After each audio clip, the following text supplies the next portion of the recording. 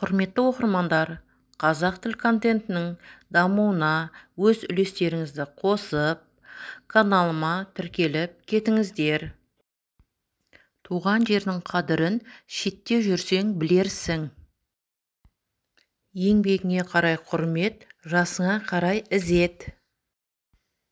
Бірге тумақ бар, бірге өлмек жоқ. Қимыл шынықтырады, ұйқы тынықтырады. Жердің сәні егін, ердің сәні білім. Сөз асылы мақал.